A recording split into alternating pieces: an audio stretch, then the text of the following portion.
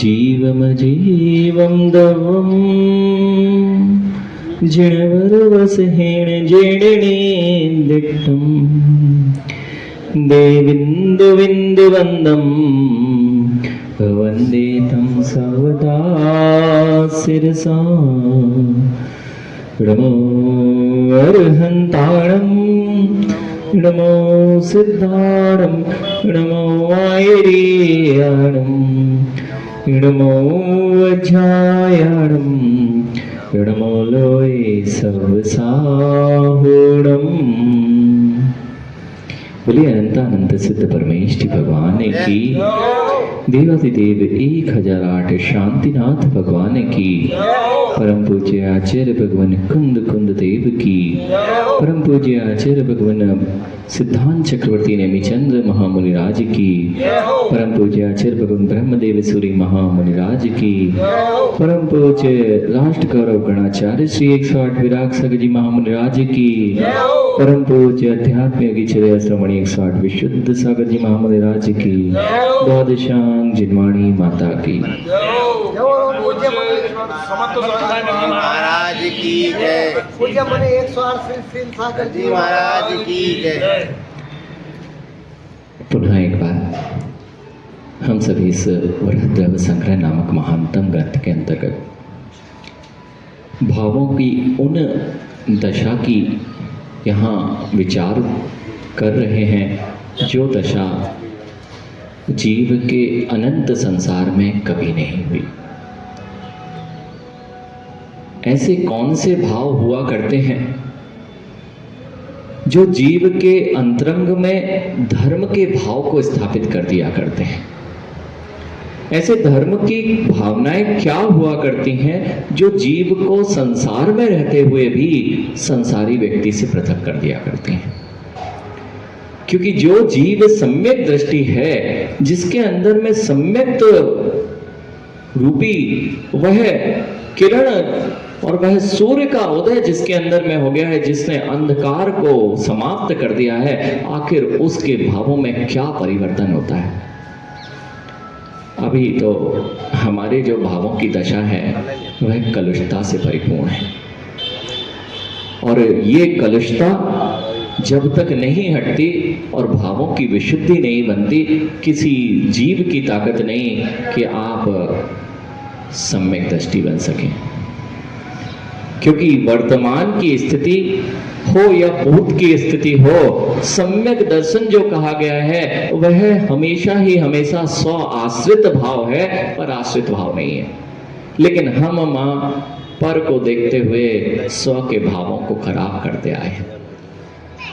सबसे बड़ी समस्या हमारी है पर को देखते हुए अपने भावों में विचलन करना। जो जो पर को देखता रहेगा, पर चिंता धमाधमा।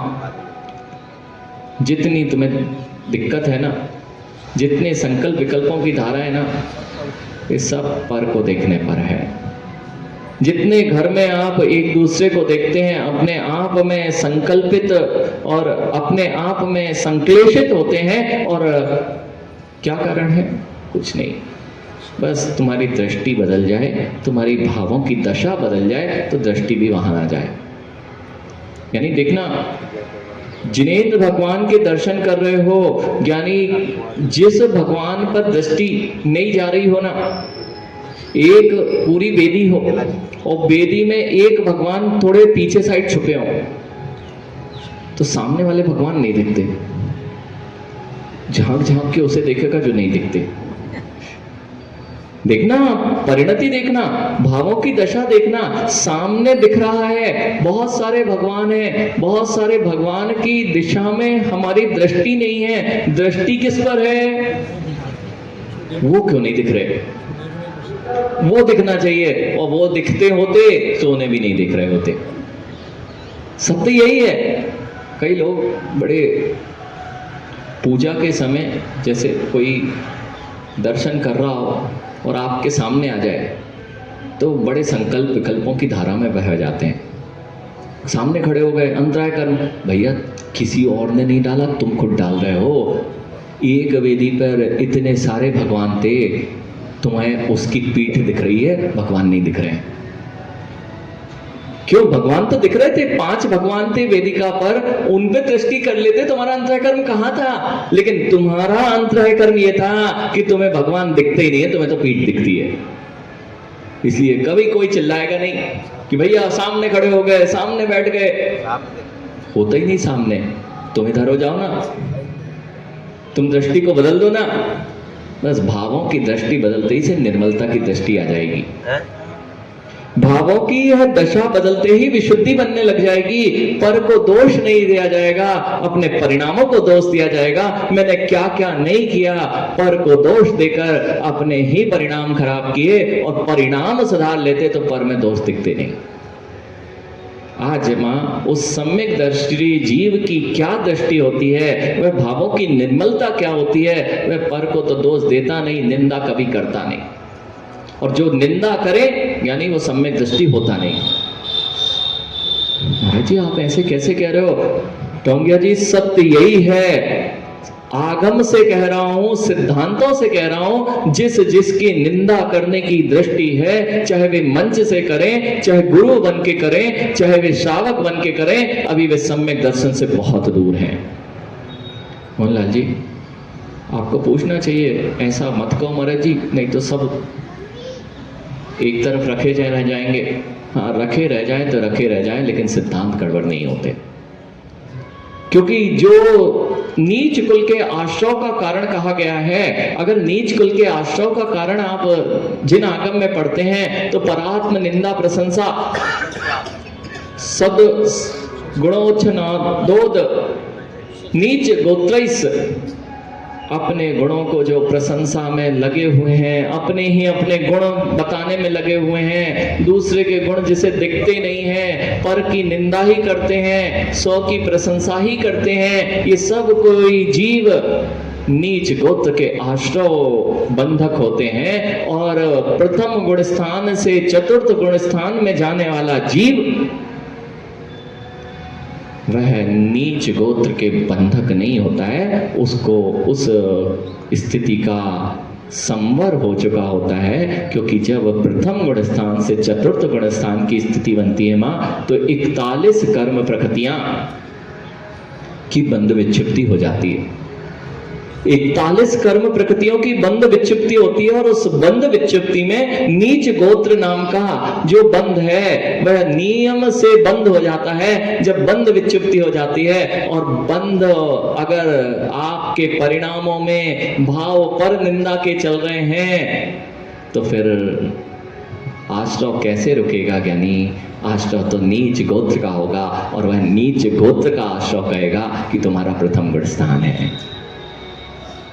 मुकेश भैया बड़ा कठिन है सम्यक दर्शन प्राप्त करना। ज्ञानी होना भी तो चाहिए, तब तो डाउन होगा। इसलिए मैं कह रहा हूं सम्यक दृष्टि के भावों की दशा से मिलना पड़ेगा। उसको एक सामान्य पुद्गल की भी निंदा नहीं करने वाला डॉक्टर साहब, तो फिर वह जीव देवसास गुरु की निंदा में अपने कान लगाए हुए कृतकार्य अनुमोदना से वहां भी खड़ा मिल रहा है, अथवा उसके मुख से किसी भी दिगंबर मुनि के प्रति अथवा दिगंबर वेशधारी के प्रति किसी भी प्रकार के भावों में कलुषता उत्पन्न हो रही है। अभी सम्यक दर्शन तुम्हें हुआ ही कहां है? ज्ञानी पुद्गल की निंदा करने का भी चिन्हवाणी अगाहो कहती है।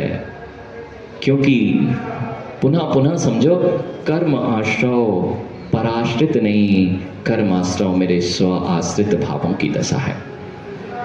मैंने परिणाम तो चाहे पुद्गल को लेकर खराब किए हों या व्यक्ति विशेष को लेकर खराब किए हों, परिणाम तो खराब किए हैं।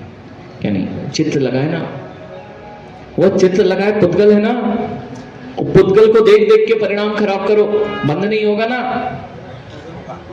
बस ज्ञानी समझो, चित्र को देख देख के तुम परिणाम खराब कर रहे हो। और ऐसी स्थिति, इनका चित्र क्यों लगा दिया, उसका चित्र क्यों लगा दिया, इनका उतारो हमारा लगाओ, बस तुम्हारे परिणामों की निर्मलता कहां है? तुम्हें तो अभी पर के दोष दिखाई दे रहे हैं।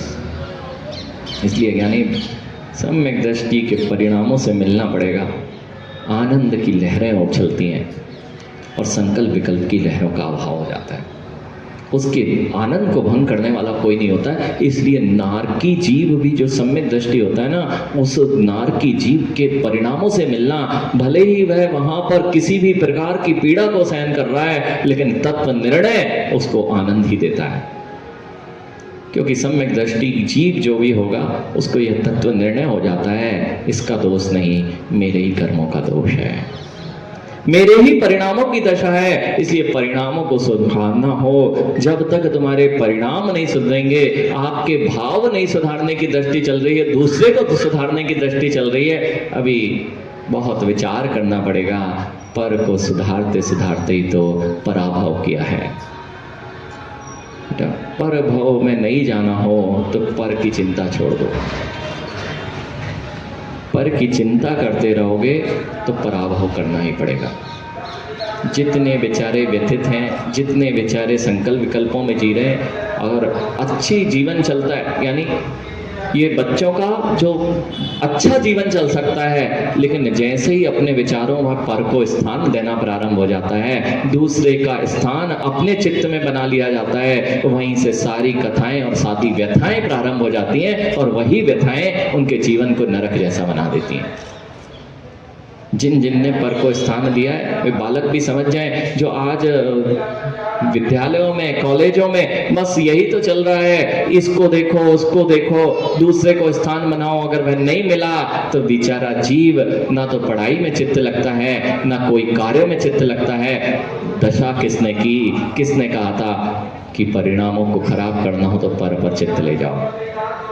और जो जीव, बिल्कुल सत्य है, पहले जब जो विद्या का अध्ययन का माध्यम होता था, जब तक जीव विद्या अध्ययन करता था वह ब्रह्मचर्य का पालन करता था। आज भी वही पुरानी पद्धति को अपनाना पड़ेगा, नहीं तो जो भाषा शैली और जो वार्तालाप आपस में होता है, जो कॉलेजेस में अथवा जो भी जगह हैं वहां पर यदि कोई भी कोई कार्य करता है, आज जो वार्तालाप होता है मात्र दूसरे के भावों को तो देखते हो, अपने भावों को नहीं देखते कि कितनी निकृष्ट सोच के साथ आगे बढ़ रहे हो, और वही तुम्हें संश्लेषता देती है। बच्चों की स्थिति यही हो गई है, कॉलेजेस में हो, स्कूलों में हो, मात्र वासनाओं की चर्चा होती है, भावनाओं पर कोई चर्चा नहीं होती, नैतिक मूल्यों पर कोई चर्चा नहीं होती। इसलिए पर दृष्टि जाते ही क्यों यह जिन दर्शन आपसे कह रहा है कि आपको दूसरों को मत सुधारो, दूसरों पर मत दृष्टि ले जाओ, अपने भावों को सुधार लो, और भाव सुधर गए तो नियम से तुम्हारे भाव सुधर जाएंगे। भैया सम्यक दृष्टि जीव के परिणाम मल को देख कर भी ग्लानि को प्राप्त नहीं होते। एक बहुत अच्छी विद्या आप लोगों को सीख लेना चाहिए डॉक्टर साहब। यह विद्या यह है, एक सफेद वस्त्र पर, आदिश सफेद वस्त्र पर धब्बा लग गया हो तो आप क्या कहोगे? मैं गंदा कपड़ा है ना, वस्त्र मलिन है ना, यानी वस्त्र मलिन है ना, धब्बा किस पे लगा है? सफेद वस्त्र पर धब्बा लगा है, वस्त्र मलिन है ना। यानी सम्यक दृष्टि वस्त्र को मलिन देखते हुए भी वस्त्र को मलिन नहीं कहेगा, कहेगा देखो वस्त्र तो धवल है, धब्बा कितना गंदा है, ये धब्बा मेरे ऊपर ना लग जाए। मोहनलाल जी, दृष्टि बदल गई है, धब्बा दोनों ने देखा है, एक को वस्त्र मलिन दिख रहा है और एक को वस्त्र धवल दिख रहा है, धब्बा ही मलिन दिख रहा है। धब्बा मलिन दिखेगा तो तुम उससे बचोगे, और वस्त्र मलिन दिखेगा तो वस्त्र मलिन देख के उसकी निंदा करोगे, लेकिन कभी अपने आप में वह धब्बा लगेगा तो देख नहीं पाओगे। इसलिए ज्ञानियों, भावों की दशा को सुधारना है तो वस्त्रों की मलिनता नहीं देखना है, मल की मलिनता देखो कि यह मलिनता सफेद वस्त्रों को कैसे दूषित कर देती है। दूसरों के गुणों को जो देखते हैं वे तो श्रेष्ठ हैं, धवलता दिखती है, लेकिन यदि सभी गुणों के साथ में अवगुण रूपी धब्बे भी होते हैं, जो अवगुणों को देखकर उस व्यक्ति को अवगुणी कहने लगते हैं, निंदा करने लगते हैं, वे जीव समझ ही नहीं पाते कि तुम्हारी दृष्टि में वस्त्र मलिन कर दिया है, जबकि वस्त्र मलिन था ही नहीं। मलिनता अवगुणों की थी, अवगुणों को पृथक कर देते तो जीव तो वह भी गुणवान ही था, अनंत शक्ति से युक्त था। बस यही दृष्टि होती है। इसलिए किसी भी जीव को, यह जीव योगी, दीर्घंत योगी किसी भी जीव को हीन दीन नहीं देखते। यानी उसकी कर्मों की दशा है, बेचारा कर्मों से ग्रसित है, इसलिए ऐसे परिणाम कर रहा है। इसको भी अगर ज्ञात हो जाए, यानी इसको भी ज्ञात हो जाए तो उसके भी परिणाम समझ जाए। आज आचार्य भगवान जो सम्यक दृष्टि के भाव होते हैं उसी को बता रहे हैं कि कितनी मलिनता के साथ हम जीवन जीते हैं, कितने भावों में मलिनता ले आते हैं, और सामने वाले के परिणामों की जो मलिनता है वह हमारे परिणामों की मलिनता बन जाती है। या सामने वाले के परिणाम मलिन हो रहे हैं, तुम अपनी नाक सिकोड़ रहे हो, यानी उसके परिणाम उसके साथ हैं, आपके परिणाम आपके साथ हैं। इसलिए यदि कोई क्रोध भी कर रहा है, यदि तुम पर कोई नाराज भी हो रहा है, तो तुम क्यों नाराज होते हो? उसके परिणाम देख के अपने परिणाम क्यों खराब करते हो? माँ, मल देखा ना, मल देखा, मल मलिन है ना। अगर वह श्वान का मल पड़ा हुआ है तो नाक सिकोड़ोगे कि नहीं? सिकोड़ेंगे ना। बस वही तो बात हो गई कि जैसे मल का मलिनता है, ऐसे तुमने उस मल की मलिनता को देखकर अपने चेहरे की मलिनता बना ली है, उस पे नाक सिकोड़ दी है। यही दृष्टि बदलना होगी कि मल मलिन है तो क्या नाक नहीं सिकोड़े? ये तो सिकोड़ेंगे ही ना। यानी इसी को तो सिकोड़ते सिकोड़ते आज तक इस संसार में कितनी बार भाड़ करते आए हैं। सम्यक दृष्टि की दृष्टि, हुकुमजन जी, सम्यक दृष्टि की निर्मलता, भावों की निर्मलता बहुत बार ही होता है। ये चमकते दमकते चेहरे दिख रहे ना टोंगिया जी, इसलिए इन महाराज का चतुर्मास करा लो। हाँ, और यही बूढ़े हो गए ना, ये युवा दौड़ गए ना, तो कहेंगे अरे महाराज की कौन सेवा करेगा। कुंजन जी, बिल्कुल सत्य है, सत्य है। और यह बात आपसे नहीं कह रहा हूँ, यह बात मैं स्वयं से भी कह रहा हूँ कि समझ सागर जी, ये जो समाज पीछे पड़ी है ये मात्र चमकते चेहरे की है। और यदि यही विलीन होगा तो आज से निर्णय करके बैठना पड़ेगा, नहीं तो जीव दुखित होगा कि पहले तो लोग पूछते थे, अब झुर्रियाँ आने लगी तो लोग देखते नहीं हैं। लेकिन आपको यह विचार करना है, क्या ऐसी ही परिणति नहीं है? चमकते दमकते चेहरे दिखे, प्रवचन करते अच्छे दिखे तो महाराज महाराज हैं, और जब महाराज प्रवचन नहीं कर पा रहे अथवा चमकते दमकते चेहरे नहीं है तो उनके दर्शन भी करने ठीक है होंगे कोई महाराज। यानी इस सम्यक दृष्टि का लक्षण नहीं है, तुम्हारे अंदर का निर्विचिकित्सा अंग विलीन हो चुका है। हाँ ज्ञानी आदिश, आहार देने चले जाओ। आचार्य भगवान ने कहा, कोई वृद्ध मुनिराज थे, उनको कहा नहीं उनके साथ अच्छा नहीं लगता, हमें तो कोई युवा मुनिराज के साथ भेज दो। युवा तो नहीं बोलोगे, वहाँ आचार्य भगवान के सामने नहीं नहीं हम, तुमने तुरंत नाक सिकोड़ ली, उन मुनिराज के साथ नहीं जाना। क्यों? वे हो सकता है वृद्ध हो सकता है उनको किसी चीज का व्याधि हो, वे रोग हो गया हो, और आपने हो सकता है वे इतने अच्छे से तुम्हारे चीजों को, या उनका शरीर इतना अस्वस्थ हो, अथवा बेटा उनके साथ ही जाना जिनकी यश कीर्ति फैल रही है, आप किसी और को भेज दो। टोंगिया जी, सत्य यही है। आचार्य भगवान के साथ में अगर ये भैया जी गए और आचार्य भगवान ने कहा किसी मुनिराज का इतना बड़ा संघ है, 300 350 400 पीछी, यदि कोई वृद्ध मुनिराज है और उनसे भैया जी कहा कि कल आपको आहार कराना, नहीं नहीं हमें उनके साथ नहीं, आप कहीं और भेज दो। बेटा भावों की निर्मलता अभी नहीं आई है, सम्यक दर्शन से अभी दूर हो। क्यों? तुम्हें मुनिराज की बाहरी त्वचा को देखकर, बाहरी स्थिति को देखकर अभी अपना मुख सुकोड़ना आ रहा है, अभी तुम्हारे अंदर निर्विचिकित्सा अंग प्रस्थापित नहीं हुआ है।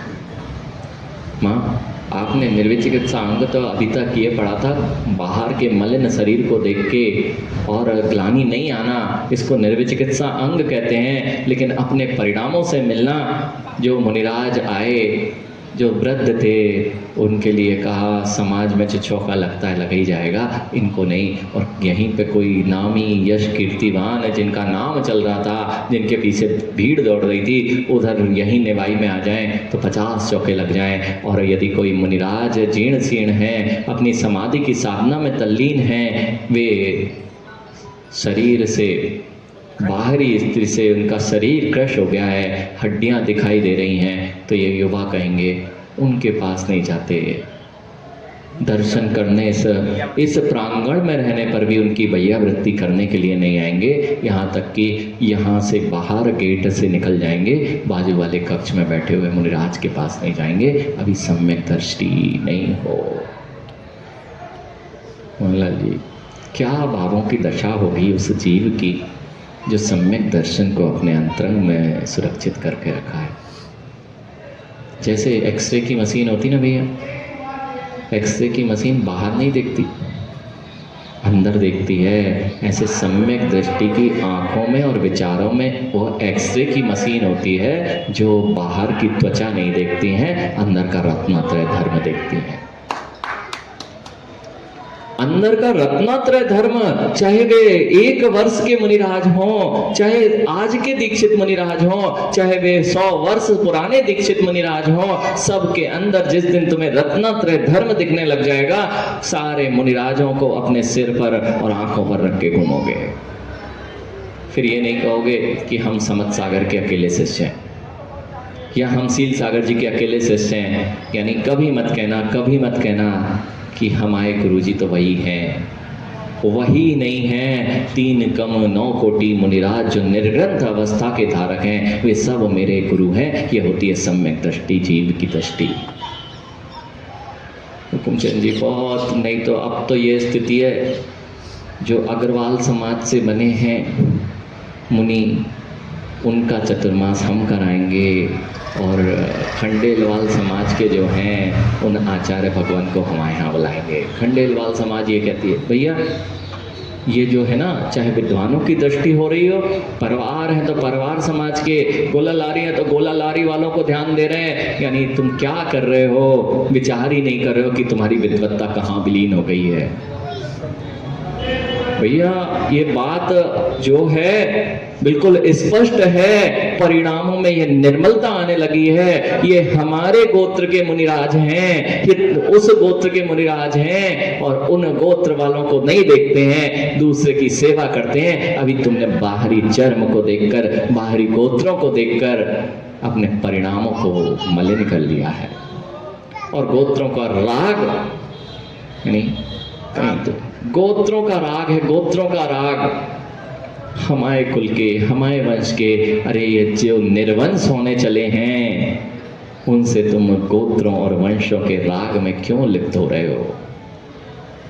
नहीं, बिल्कुल सत्य है, ये भी जरूरी है। नहीं तो संत, पहले पंथवाद आया था, अब संतवाद ने अपनी जड़ें पसारना और गोत्रवाद ने अपनी जड़ें पसारना प्रारंभ की हैं। हुकुमचंद जी, इस स्थान को स्थान नहीं देना। एक बूंद प्रारंभ होती है, एक बूंद से प्रारंभ होता है। इस इमारत में एक एक बूंद जाने दो, कुछ दिनों में यही इमारत धराशाही दिखेगी। ऐसे ये जिन धर्म की जो बुलंद महल संरचना है, ये महल में ये छोटी छोटी सी संतवाद, पंथवाद, गोत्रवाद जैसी छोटी छोटी बूंदें तुम्हारे इस जिन धर्म के अद्वितीय शासन को कैसे खंडित करने लग जाएंगी, ये आपको विचार करना पड़ेगा। इसलिए विचार बहुत, सम्यक दृष्टि की दृष्टि, यानी मुझे तो एक व्यक्ति छोटा सा भी हो, छोटे से बालक को भी कभी मत दुत्कारो। यानी वह छोटा था, आप क्या बड़े ही जन्म लिए थे? क्या आप अध्यक्ष मंत्री बन के ही जन्म लिए थे? तुमने तो एक नकार दिया, कुछ नहीं जानता है, कल चल जहां से जा। अभी हम लोग बड़े बात कर रहे हैं। अरे एक बार तुमने नकारा, तुमने मंदिर में आए और उनको पीठ थपथपाने की जगह उनको बोल दिया, थोड़ा सा टोक दिया, यानी बुलाने तो वैसे ही आ नहीं रहे थे और तुम्हारी टोकन वह आया था और तुमने सारे के सारे नियम एक ही दिन में उसके सिर पर रख दिए, अगले दिन से वह गायब हो गया। बहुत कुछ समझना पड़ेगा, बहुत कुछ समझना पड़ेगा, बहुत कुछ समझना पड़ेगा, और समझना ही नहीं पड़ेगा, उसके जैसा जीवन भी जीना पड़ेगा। तब जाके जिन दर्शन का यह सम्यक दर्शन आपके जिन अपने अंतरंग में स्थापित हो पाएगा। निकांचित अनुमा, वह तो हमने देख लिया कि भावनाओं से नहीं जाना, किसी कांचा से नहीं जाना है, निर्मोह भाव से कर्म क्षयार्थम जाना है, लेकिन इनके पास ही जाते, उनके पास नहीं जाते हैं तो कहीं ना कहीं फिर भाव मलिन होने लगे। इसलिए आचार्य भगवान ने कहा निर्विचिकित्सा अंग का पालन कीजिए। अत निर्विचिकित्सा गुणम कथ्यते, उस सम्यक दृष्टि जीव के भावों का यह तीसरा भाव, पहला है निशंकित बना, दूसरा निखांचित बना, और तीसरा है उस भावों की निर्विचिकित्सा रूपी दृष्टि। भेदा भेद रत्नत्रय त्रय आराधक भव्य जीवानाम, जो भेद अभेद रत्नत्रय के आराधक हैं। देखो कभी भी अभेद रत्नत्रय आराधक आचार्य भगवंतों ने नहीं लिखा, क्योंकि अभेद रत्नत्रय भेद रत्नत्रय के बिना पलता नहीं है। इसलिए मुनिराज जो होंगे, ये दिगंबर मुनिराज, एक बात और टंगिया जी बहुत स्पष्ट रूप से जान लेना चाहिए कि दिगंबर मुनिराज कभी कुलिंगी मुनिराज नहीं कहलाते। जिनका बाह्य लिंग जिन लिंग है वह कुलिंगी नहीं हो सकता। जिनका बाह्य लिंग जिन लिंग के धारक हैं, जिन मुद्रा को धारण किए हुए हैं, उन्हें कुलिंगी जिनागम नहीं कहता है। भले ही उनके परिणामों की दशा कुछ भी हो, वे आपके लिए लिंगधारी जिन लिंगधारी ही कहलाएंगे।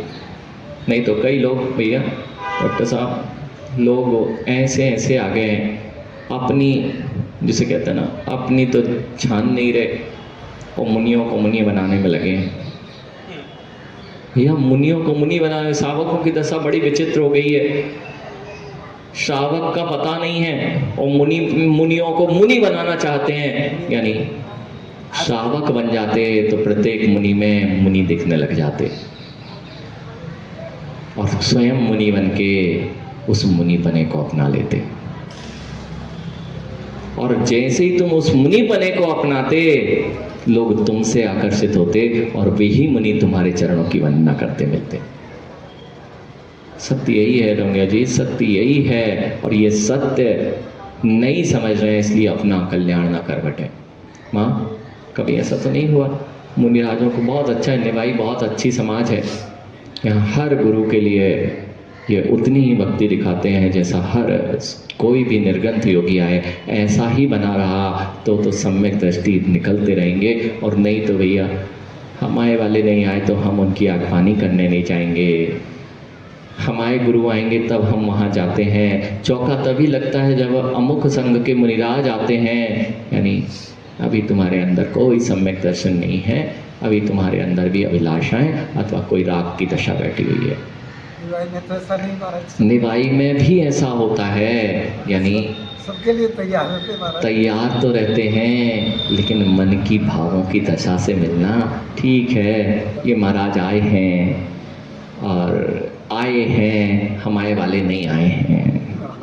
कुछ एक हो सकते हैं, यानी मन की दशा जो है ये सम्यक दृष्टि के मन की दशा नहीं है, जो ये भाव रखता है कि इनके आए तो उनके पास में पूरा समय था और यहाँ दूसरे के आए तो हमारे पास एक क्षण भी नहीं है। और ये सम्यक दृष्टि के जिन मुद्रा को देखकर जिसके भाव में निर्मलता ना आए, गदगदपना ना आए, वह अभी सम्यक दृष्टि नहीं है। भैया ऐसे लोग भी मिल जाएंगे समाज में। मुनिराज आ रहे हैं ना, अब दुकान से उठना पड़ेगा, इसलिए पीछे मुड़ के सामान रखने लग जाओ।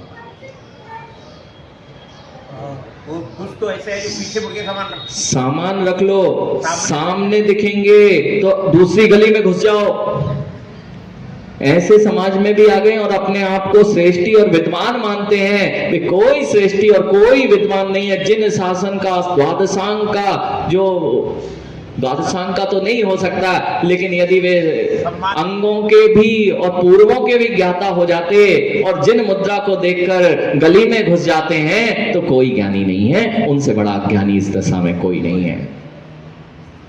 हाँ भैया, जिसका हृदय जिन मुद्रा को देखकर कलुषता को प्राप्त हो रहा हो, वह कैसा सम्यक दृष्टि। जिस भैया जितने प्रवचन सुनने बैठे हैं, एक बात बहुत अच्छे से सुन लेना मुकेश भैया, जिन आगम सुनना अच्छा लगता है ना, अध्यात्म सुनना अच्छा लगता है ना, सबको यहाँ पर प्रिय लगता है, लेकिन अध्यात्म के राग में ऐसी सभा में मत बैठ जाना। बोला तो जाएगा अध्यात्म और तुम्हारी रुचि देव शास्त्र गुरु के प्रति ना होकर उनसे विपरीत हो जाए, चाहे वर्तमान के मुनियों की अपेक्षा से हो जाए, चाहे भविष्य के मुनियों की अपेक्षा से हो जाए, तुम गलत सभा में बैठ गए हो। हुकुमचंद जी गलत सभा में बैठ गए, अर्थात मुनि महिमा ही गाई जा रही थी, लेकिन मेरे परिणामों में मुनियों के प्रति श्रद्धान की जगह अश्रद्धान उत्पन्न हो रहा था। तुरंत उस सभा से मां उठ जाना। ऐसे प्रवचन मात्र तुम्हें ऊपर से लपेटी हुई तलवार पर जैसे शहद लपेटा होता है, ऐसे ये शहद को लपेटा हुआ है, तुम्हारा सब कुछ सर्वनाश करने वाला है। इसलिए भैया, ना तो किसी के वक्तत्व की कला पर प्रभावित हो कि वे अच्छा समझाते हैं, विद्वान हैं, बहुत अच्छा मीठा बोलते हैं, लेकिन क्या बोलते हैं ये तो तुम समझते हो। बोलते हैं लेकिन तुम्हारे अंदर वे क्या उत्पन्न कर देते हैं ये भी समझना होगा। उनके अच्छा बोलने से तुम्हारा सम्यक दर्शन सुरक्षित नहीं रहने वाला। उनके बोलने से तुम्हारे अंदर देव शास्त्र गुरु के प्रति विपरीतता प्रकट हो रही है, तो आपका अभी उधर से दूरी बना लेना ही बहुत श्रेष्ठ है। और नहीं बना पाए तो जैसे उनकी दुर्गति नियत है, वैसी आपकी भी दुर्गति उनके साथ नियत है। सत्य नवरत्न जी बहुत अच्छे अच्छे ज्ञाता और बहुत अच्छे अच्छे वक्ता और बहुत अच्छे अच्छे आगम के वक्ता हो सकते हैं, आगम को जानने वाले हो सकते हैं, लेकिन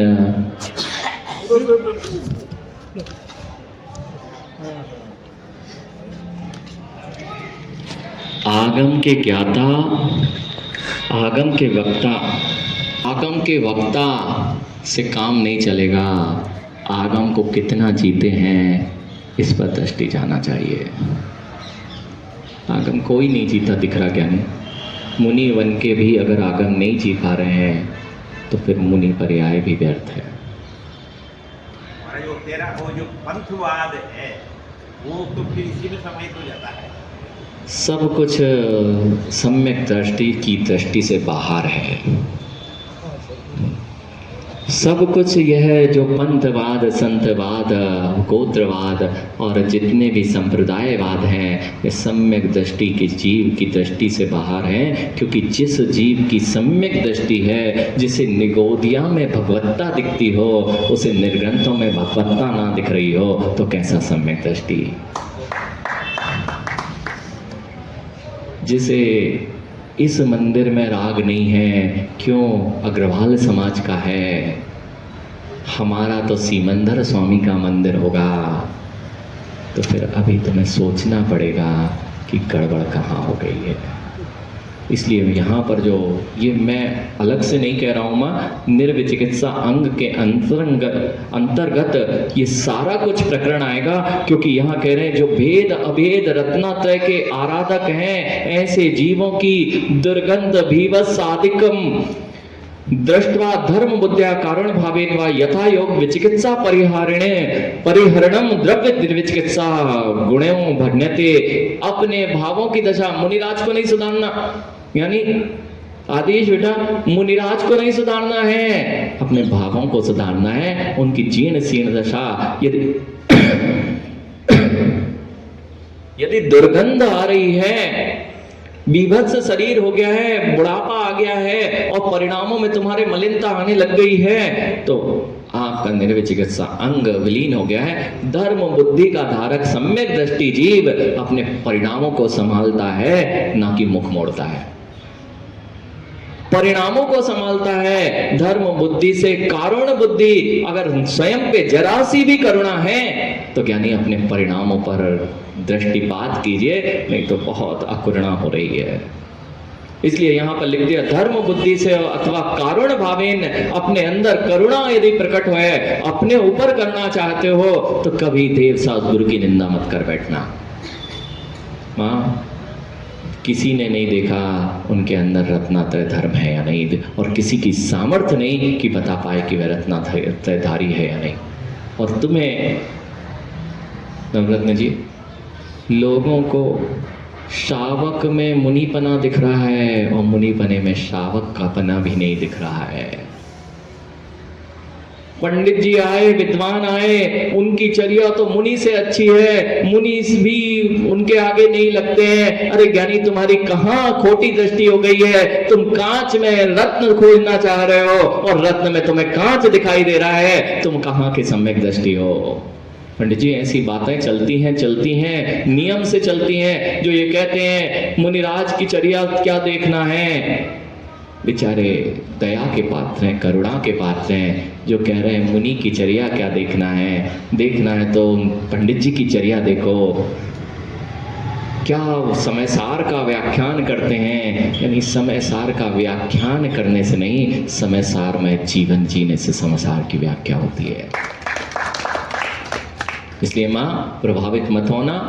कितने ही बड़े विद्वान हो, कितने ही बाहरी रूप से वे कितने ही अच्छा संयम पालते हो, भले ही 2 वस्त्रों में पूरा जीवन निकालते हो, भले ही वे 5 उपकरणों में अपना जीवन निकालते हो, अथवा एक छोटे से आश्रम में रह के अपना जीवन निकालते हो, यहाँ जिन शासन में श्रावक कभी मुनि नहीं हो सकता। नहीं तो फिर अगर वह श्रावक मुनि जैसे हैं तो जहां पर अनेक उपकरणों को ग्रहण कर लिया गया, वो भी तो मुनि संज्ञक है, फिर उनका विरोध क्यों? इसलिए मां, इतना ही तो करते हैं, बाकी तो अंदर तो वो मुनि है। भैया ज्ञानी, ध्यान रखना, अंदर से मुनि, बाहर से मुनि नहीं होगा तो अंदर का कोई मुनि होता नहीं। इसलिए भेदा भेद रत्नात्रय का धारक जो होता है, बाहर से भेद रत्नात्रय का पालक ही अंदर में उस अध्यात्म की गहराई को स्पर्श करता है, शेष कोई भी कभी मुनि नहीं हो सकता। बहुत संभलना पड़ेगा, नहीं तो बहुत चकाचौंध की दुनिया में, मैंने कहा ना, ये जिनालय अच्छा नहीं लगेगा, इसके बाजू में नया जिनालय बन जाएगा, बहुत अच्छा है, निवाई में ऐसा एक जिनालय नहीं बनाने देना। नहीं तो ये जिनालय में कितनी गंदगी रहती है, मैं आपको सत्य बता रहा हूँ। और आप ही के मुख से ठोंगे जी, अब जो चमकते जिनालय बनने लगे ना, जिसमें शास्त्र भी चमकते दिख रहे हैं, श्री जी भी चमकते दिख रहे हैं, लेकिन निर्ग्रंथ मुनियों की फोटो भी चमकती दिखेगी, लेकिन निर्ग्रंथ मुनियों का प्रवेश निषेध रहेगा। समझना ज्ञानी, उनसे हम आकर्षित हो जाते हैं और क्या कहते हैं, वहां जाने में बड़ा अच्छा लगता है, वहां की व्यवस्थाएं बहुत अच्छी हैं। पंचकल्याणक होगा ना तो वहां की व्यवस्थाएं अच्छी है, भोजन अच्छा मिलता है, मंच अच्छा मिलता है, सारी व्यवस्थाएं 1 नंबर होती हैं, प्रथम दर्जे की होती हैं। यानी तुम यही चाहते थे तो बाहर के 5 स्टार 3 स्टार में घूम लेते, उसकी जिनालय से कल्पना क्यों करते हो? जिनालय में तो देव शास्त्र गुरु जहाँ होते हैं उसी का नाम जिनालय होता है, बाहर के प्रपंचों से जिनालय का निर्णय नहीं होता है। बाहर के प्रपंचों से देव शास्त्र गुरु का निर्णय मत करना, ये स्थान अच्छा नहीं है, पहले यही स्थान अच्छा लगता था, अब इस मंदिर में मन नहीं लगता है। क्यों? यहाँ के शावक अच्छे नहीं हैं, यहाँ के शावक विवेकपूर्ण चर्या नहीं करते। यानी तुम कौन से मंदिर से अलग से निकल के आए थे? निर्विचिकित्सा अंग में यह भी ध्यान रखना पड़ेगा पंडित जी, मात्र ये भावों की दशा मुनियों पे ही लगाते आए हैं। अपने परिणामों की कलुषता जब जब देव शास्त्र गुरु के निमित्त से आएगी, तुम्हारा विचिकित्सा अंग, वहां पर विचिकित्सा निर्विचिकित्सा अंग विलीन हो जाएगा और वहां पर विचिकित्सा नामक वह दोष अपने आप उपस्थित हो जाएगा। बहुत, इसलिए मैंने कहा सम्यक दृष्टि के भावों की दशा भैया, जो लोग माँ उन लोगों को करुणा है, करुणा डॉक्टर साहब, उन लोगों पर करुणा है जो जीव मुनि मुद्रा को देखकर गली में प्रवेश कर जाते हैं। वे कितने ही ज्ञाता हों, भविष्य उनका उन्हीं कुलों में होने वाला है जिन कुलों में मुनियों को देखकर घर में दौड़ लगा दी जाती है अथवा दरवाजे बंद कर दिए जाते हैं। नीच गोत्र का बंधक कोई और नहीं होता है। नीच गोत्र का बंधक जो अच्छे निर्गंत तपोधनों को भी देखकर उनकी निंदा में संलग्न है, उससे बड़ा नीच गोत्र का बंधक और कौन हो सकता है। इसलिए माँ इतना बस कर लो, क्योंकि ये सब तो सुन लिया, अच्छा भी लगता है, लेकिन मिलोगे वहीं जहाँ पे मिलते हो। इतना कर लेना कि अपने निमित्त से कभी देव शास्त्र गुरु के निंदापूर्ण वचन ना निकल जाए। ना तो व्हाट्सएप के माध्यम से ये वीडियो इनकी आई है, अरे अभी पढ़ेंगे उपगुहन अंग, कहाँ गया तुम्हारा उपगुहन अंग, और 2 की 4 लगा के यानी बातें करते हो। टोंगिया जी एक बात यहाँ पे स्पष्ट समझ लें, यदि चिराग की ही जीवनी लिखनी हो ना तुम्हें, तो आप चिराग के जीवन को पूरा नहीं जानते।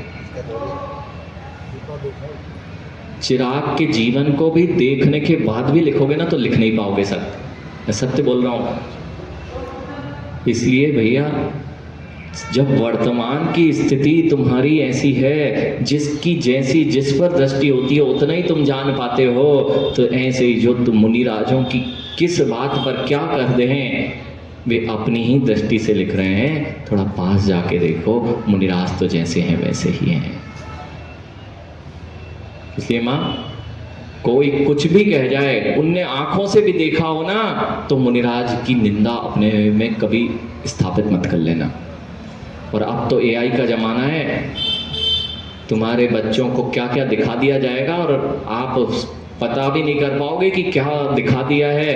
बेटा वो तो ठीक है, लेकिन मुनिराजों की यदि कहीं कोई किसी भी प्रकार से मुख बोली बात को कहता है कि वे मुनिराजों को ऐसा करते देखा, अरे तुमने क्या देखा, तुम्हारी आंख में भी तो निर्मलता नहीं थी, इसलिए तुम्हें मलिनता ही दिखेगी। भैया पीलिया को देखा है डॉक्टर साहब, पीलिया हो जाए तो ये सफ़ेद मार्बल सफ़ेद दिखेगा ना। बस ज्ञानी उन मिथ्या दृष्टि जीवों की दृष्टि में जब वह मिथ्यात्व का रोग लगा हुआ है, उसे श्वेत धवल परिणामों से युक्त रत्नत्रयधारी भी हमेशा मलिन ही दिखेंगे। इसलिए माँ, और जिसकी दृष्टि निर्मल है उसकी तो बाहर की दृष्टि नहीं है, उसको तो रत्नत्रयधारी का रत्न दिखेगा। और यार सब जान जाते हैं, पारखी लोग होते, पारखी सम्यक दृष्टि पारखी होता है। वह पारखी कैसा होता है, उसे कई बार भैया जो रत्न वाले हैं ना, देख के पहचान जाते हैं क्या है। ऐसे ही ज्ञानी वह देख के पहचान जाता है अंदर क्या रखा हुआ है, और बाहर भले ही कुछ भी हो, अंदर कई बार देखा होगा व्यापारी लोग बाहर को नहीं देखते, देखते हैं इसमें कितना मूल्यवान है। आप छिपीटोला गए कभी आगरा में, यानी छिपीटोला में बहुत कबाड़े का काम होता है, पूरा कबाड़े का। यहाँ भी होता है, अजमेर में भी एक स्थान है जहाँ पे पूरे देश भर का विदेशों का भी कबाड़ा आता है। आपको लगता कबाड़ा है, ऊपर से किसी एरोप्लेन का एक्सीडेंट हो गया, एरोप्लेन ध्वस्त हो गया, अब वो कबाड़ा हो गया, आपके लिए कबाड़ा हो गया। उससे वे सब, चाहे छिपीटोला आगरा वाले जीव हों, चाहे अजमेर वाले जीव हों, जो वे काम कर रहे हैं ना, वे सब करोड़पति हैं। आप मिल लेना, क्योंकि तुमने मात्र ऊपर देखा था, अंदर में देखा ही नहीं था कि उसमें क्या क्या उन्हें निकाल के रखा गया था। ऐसे ही तुमने गुरु के ऊपर ऊपर की चीज़ें देखी, उनके अंदर बैठा हुआ रत्नत्रय धर्म दिख जाता तो तुम उन्हें कभी छोड़ के नहीं जा सकते थे। इसलिए भैया यत पुनर्जैन समय सर्वम, अब ऐसा नहीं करते, ये द्रव्य निर्विचिकित्सा थी, हमें कभी महाराज जी ग्लानि नहीं आती। बहुत अच्छा बेटा आदेश, यदि मल भी उठाना पड़ जाए मुनिराजों का तो कभी पीछे मत हटना। एक आपको दृष्टांत बताता हूँ, समय तो आपका हो गया है।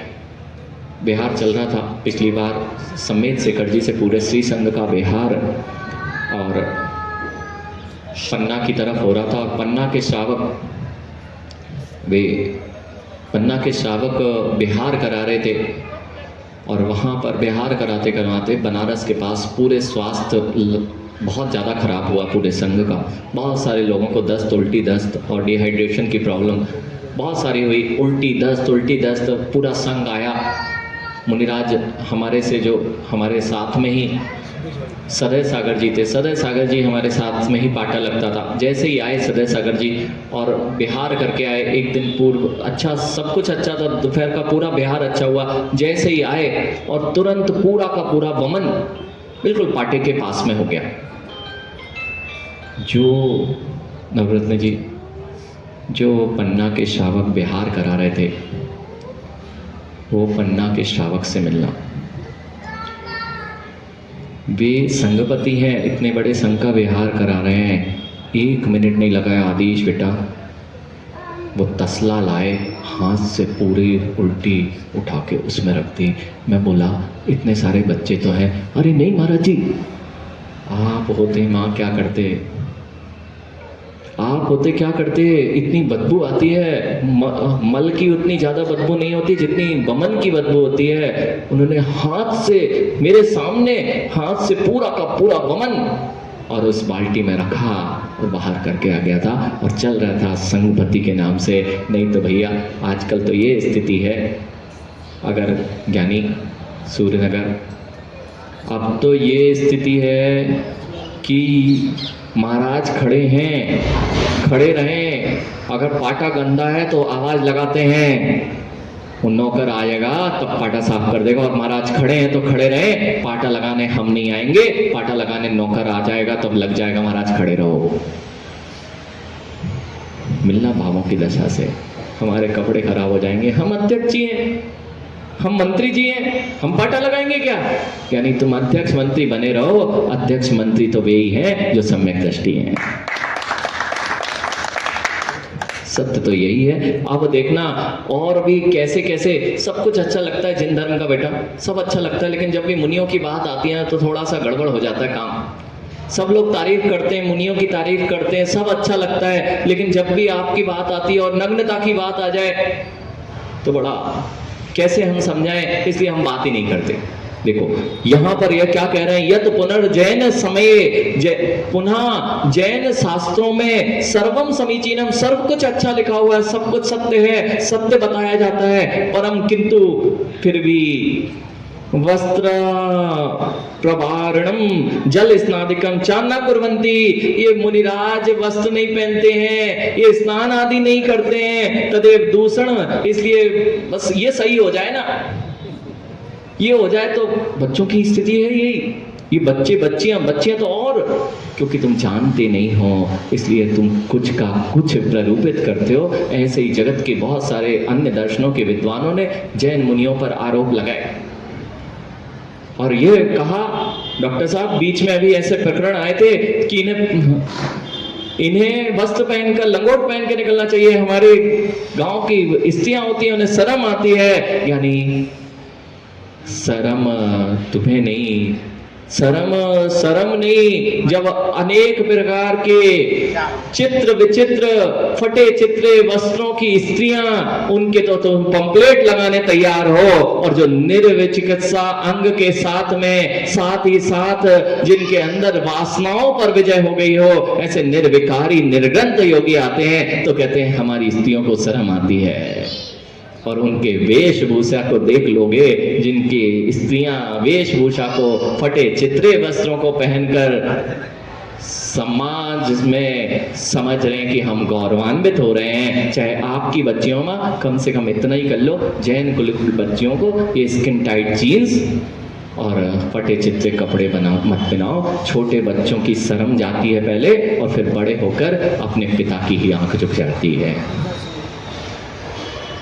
भैया जो है सो यही है। इसलिए जो लोगों ने यह आरोप लगाया था कि मुनिराजों को वस्त्र पहन के, अरे जिसके अंदर वासना होती है उसको वस्त्रों की आवश्यकता होती है, क्योंकि वसन वासनाओं को ढकने के लिए वसन की आवश्यकता होती है। और जो निर्वासना को जीत चुके हैं, जो वासनाओं से परे हो चुके हैं, वे निर्विकारी निर्ग्रंथ यथाजात तपोरूप निर्ग्रंथ योगी ऐसे ही सदा से विचरण करते हैं। फिर उनको पुराण ग्रंथों में पढ़ना पड़ा, उन्हीं के पुराण ग्रंथों को उठाकर देखना पड़ा। जहां निर्ग्रंथ योगी, किसी भी दर्शन में जाएंगे जहां निर्ग्रंथ योगी की बात आएगी, सबका हृदय नतमस्तक अपने आप उनके चरणों में विलीन हो जाएगा, क्योंकि इन जैसी निर्विकारी चर्या का पालक कोई नहीं होता है। इसलिए बच्चों घबराओ नहीं कि तुम्हारे मुनि स्नान नहीं करते, तुम्हारे मुनि नग्न रहते हैं। अरे ज्ञानी, नग्न वही रह सकता है जिसने अपने मन और हृदय पर पूर्ण नियंत्रण कर लिया है।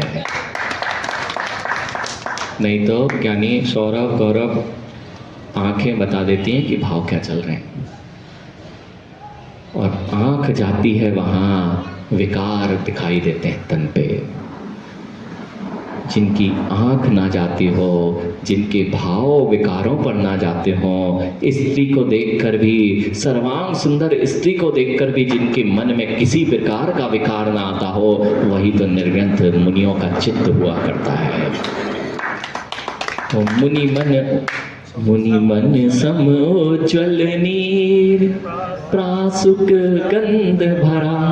भैया पढ़ा ना कितनी बार, उस कवि से मिलना, कवि को इस जगत में उस निर्मल नीर की तुलना करनी थी, उसको और कोई उपमा नहीं मिली। उसको तो निर्मल नीर केवल मुनि मन ही दिखा, जो इतना निर्मल होता है, जिसकी कल्पना और उपमा उन्होंने की कि मुनि मन सम उज्ज्वल नीर। बताओ, उपमा भी दी तो जगत में उसको निर्मलता कहीं और दिखाई नहीं दी। जो निर्मलता मुनि मन की होती है, उस प्रासुक जल से मैं तुम्हारी वंदना करने के लिए आया हुआ हूं।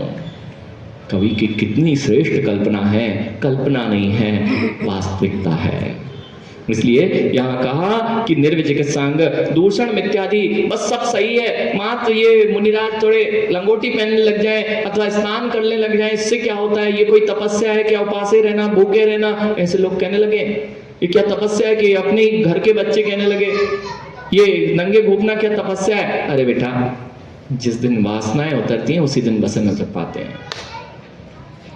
वासनाओं के उतरे बिना वसन उतरना संभव नहीं है, और जिनकी वासनाएं नहीं उतरी हैं वे कितने ही ज्ञाता बने रहे, अभी वसन नहीं उतर पाते हैं। और वासनाएं उतरती हैं तो वसन तन पे रह नहीं पाते हैं। कषाएं उतर जाए ना तभी वसन उतरते हैं। इसलिए विशिष्ट विवेक बलेन ऐसे लोगों को अपनी विशिष्ट बुद्धि के बल से, यानी उन विशिष्ट बुद्धि के बल से परिहरणम, उसको हरना, उनको समझाना कि भैया ऐसा नहीं है। अभी एक बार तो देखो उन निर्ग्रंथ योगियों की साधना को, जैसे ही तुमने मां ऐसा काम किया, सभाव निर्चिकित्सा भणते, उसके अंदर में भाव निर्विचिकित्सा पड़ती है। 2 पंक्ति पूर्ण करते हैं। अस्य व्यवहार निर्विचिकित्सा गुणस्य विषय उद्दायन महाराजा कथा रुक्मणी महादेवी कथा चागम प्रसिद्धा ज्ञातव्य थी। इस प्रकार से व्यवहार निर्विचिकित्सा में उद्दायन राजा, जिसकी देव उद्दायन राजा प्रसिद्ध हुए, जिसको देव परीक्षा करने आए थे, वे मुनिराज बन के देव आया और उन्होंने पड़गान किया। माँ, मैंने कहा ना चमकते चेहरे देख के मत पड़गाना, वे दीनहीन थे, जैसे ही अहो भाग्य। माँ, जितने यहाँ बैठे ना, अगर इतना सा नियम ले लें, हमने अनेक बार यदि कोई अतिथि आ गया, अपने यहाँ का कोई आ गया, तो तुरंत भोजन बनाने तैयार हो जाते हैं। ऐसे ही पहले दिन पूछना ना पड़े कि कौन चौका लगाएगा। जिस दिन तुम्हारे घर में, तुम्हारे प्रांगण में, तुम्हारे नगर में निर्ग्रंथ योगी आ जाएंगे, सबसे पहला मेरा काम होगा, क्यों मैं भोगियों को खिलाऊं। कितना अच्छा है कि मैं योगियों के हाथ पर ग्रास रखता हूँ। इतने लोग भी नियम ले लेना तो अपने आप समाज में कभी योगियों का आना जाना बंद नहीं होगा। जो भी आएगा मेरा अहो भाग्य है। देखो, उद्दायन राजा के पास वह देव ऐसे कष्टी कुष्टी जैसा और मलिन रूप बना के आया, क्योंकि वहां देवों में भी चर्चा चल रही थी उस उद्यान राजा की। बेटा आया उद्यान राजा के पास वह देव मुनि बन के, और मुनि बन के भी क्या आया, खकार रहा है, नकार रहा है, नाक में से पानी आ रहा है, मल भी बह रहा है, यानी फिर भी उद्यान राजा का मन प्रफुल्लित होके उसको आहार में तत्चित है। और इतने ही नहीं, आहार कराया, बहुत सुंदर आहार कराया, और आहार करने के बाद पूरा का पूरा मल वमन उद्यान राजा और उसकी महारानी के ऊपर वमन कर दिया। फिर भी ओ कितनी बड़ी गलती हो गई भगवान, हमने पता नहीं क्या अभक्ष आपको खिला दिया जिससे आपका पूरा का पूरा भोजन वमन को प्राप्त हो गया। तुरंत मुनिराज के ऊपर से तो साफ किया ही किया, अपने पर ग्लानि नहीं की, और ऐसे वे उद्यान राजा निर्विचिकित्सा अंग में प्रसिद्धि को प्राप्त हुए। भैया क्या भावों की दशा है सम्यक दृष्टि जीव की। आज तो यदि बीमार हो जाए ना भैया, तो ये आदिश भैया जैसे लोग अर्थात वो कहेंगे भैया अच्छे मने राजा, अभी हम वहाँ नहीं जा रहे, हमें सामायिक करना है। तो तुम्हारी सामायिक यही है कि जहाँ पर मुनिराज की भैया वृत्ति है वही तुम्हारी सबसे बड़ी सामायिक है। इसलिए कभी ग्लानि नहीं करना।